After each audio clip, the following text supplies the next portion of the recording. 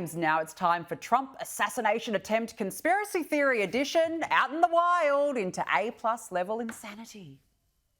I thought it was magnificently staged. It was professionally done. It almost looked real. Wait. Staged by who? Oh, by Mr. Trump, of course. One person died in the crowd, two critically injured. What happened there? Small price. It wouldn't matter to Trump. Do you think he cares if people die?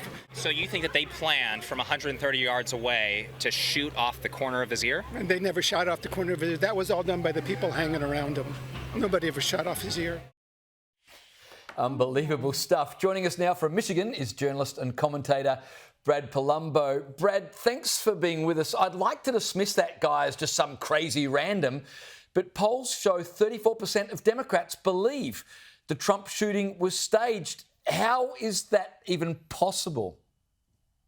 Yeah, look, this is one of the craziest woke conspiracy theories I've ever seen. I don't know how it's possible other than that tribalism can corrode not just your brain, but also your soul. I mean, to actually have looked at the events of the past couple weeks and somehow come away with the notion that it was fake or staged, when we have photos where you can see the bullets, we have a witness testimony from people covered in blood saying how they tried to save the person who was bleeding out in real time. We have so many eyewitness accounts of what happened. It is ridiculous. There's no evidence that it was staged, but Democrats have always had a penchant for conspiracy theorizing when it comes to Donald Trump. And it's a really intense frustration for me because they're the same people who sometimes correctly, but often hyperbolically, attack Republicans for conspiracy theorizing, for misinformation, for threats to democracy. But yet the second something happens they don't like or don't believe or isn't convenient for their narrative, they engage in all the same conspiracy theorizing and more. And there's no basis for it. And it's absolutely ridiculous. Well, it just gets weirder and weirder, doesn't it? I just can't believe that the concepts that people are coming up with. Now, Representative Alexandria Ocasio-Cortez, she's come up with an original line. Here it is. Donald Trump is also very old and a racist and a neo-Nazi. But anyways, I'm not even going to talk about Trump right now. Brad, clearly AOC has zero interest in toning down the inflammatory rhetoric, which has really come under fire in the last week. Yeah, if she had any decency, she would. It is an offensive and ridiculous comparison, invoking Hitler or neo-Nazis to describe Donald Trump. Look, Trump was president of our country for 4 years. He did some things I agreed with. He did some things I disagreed with. But one thing he absolutely never did was kill 6 million Jewish people. At the RNC last week, we saw everybody from all walks of life get up on that stage and endorse Trump.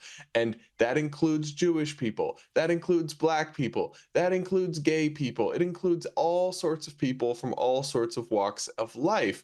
And look, Trump honestly likes anybody who likes him, if we're being honest. So any of this notion, you don't have to agree with his policies in every case. You don't have to think he's an upstanding citizen with pure moral backbone, exactly. But anybody claiming that he is a neo-Nazi or comparing him to Hitler is engaged in some of the most ridiculous, dangerous, and reprehensible hyperbole imaginable. I mean, the guy just days ago survived a near-miss attempted assassination, and the Democrats like AOC are already back to comparing him to Hitler and invoking Nazism. It's absolutely unhinged.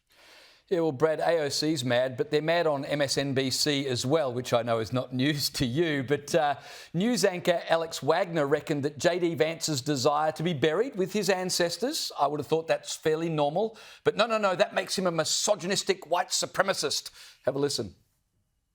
I sort of understand the idea of sharing the burial plot, but it also it reveals someone who believes that the history that the family should inherit, and indeed the history that should be determinative in the story of the Vance family, is the history of the Eastern Kentucky Vances, and not the Vances from San Diego, which is where his wife is from and where her Indian parents are from. Brad, I'm convinced racism only continues to exist in America because the left are so determined to keep it alive.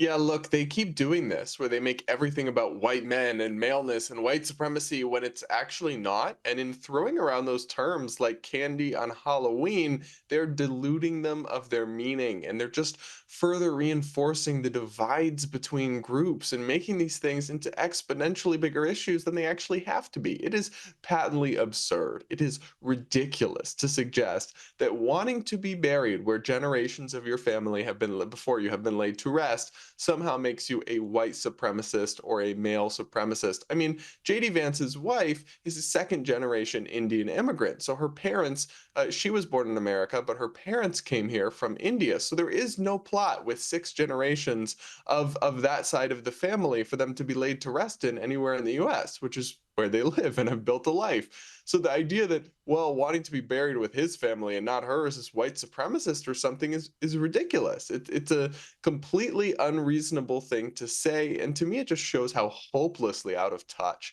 these MSNBC cable news liberal elites are with the American people, because millions of Americans surely feel the same way as J.D. Vance, but don't have a racist or sexist bone in their body. And they really are diluting these accusations of their meaning by just overusing them ad infinitum. It's really something to behold, guys. But even, speaking of MSNBC, Brad, Joy Reid, for example, she was out there comparing Joe Biden's COVID diagnosis to Donald Trump being assassinated. I'm not sure how she could possibly draw a parallel, but how embarrassing. It's so embarrassing. And that's the thing. I can understand as an opinion host on television having your opinions, right? That's what we do. But I can't understand debasing and humiliating myself in such a pathetic and partisan manner to shill for one side with kindergarten level logic in the way that these folks do, the Joy Reids of the world. I mean, I just saw her talk about how the black people who support Trump are just white adjacent. It's really something. I mean, they can get away with anything. They really can. I mean, and whereas, of course, right-wing media or conservative media here in the US is constantly put under a microscope, they can say the most absurd and ridiculous and nonsensical things on MSNBC or CNN, and they'll either get no scrutiny for it in the mainstream press, or they'll just applaud them and lap it up. It's really quite something to see how ideologically captured the mainstream media is. I've learned a new term thanks to you tonight, Brad. White adjacent. I've not heard that one before. Hey, before we let you go, there's been a lot of criticism, obviously, of the Secret Service, particularly their use of women in Trump's protection detail. Homeland Security was moved to release a statement defending female agents and calling criticism baseless and insulting. Here's my question. Do they have a point, or are they just doubling down on stupid? Well, they would have a point if they hadn't specifically implemented two sets of standards for male and female agents. I don't think there should be no women in the Secret Service, but I think everybody should have to meet the same standards. However, right now, there's a separate standard of physical standards on terms of running time, push-ups, sit-ups, crunches that is lower for women. So you can get in with lower physical requirements. Of course, that's going to open you up to criticism that then the women you put in place, especially when there's very embarrassing footage like there is from how it all went down, that you've put women who don't belong in the job. I'm not somebody who's on the page of, no women should ever be in the Secret Service. I think, especially in things like the First Lady's detail, there's probably an important need for some women, but they have opened themselves up to this kind of criticism, so it's not unjustified because of their full-throated embrace of DEI insanity at the expense of merit, which when it comes to things that are literally questions of life and death has absolutely no place in any sensible society. No, you're exactly right. Brad Polumbo, always great to speak with you. Thank you so much for joining us on the show this evening.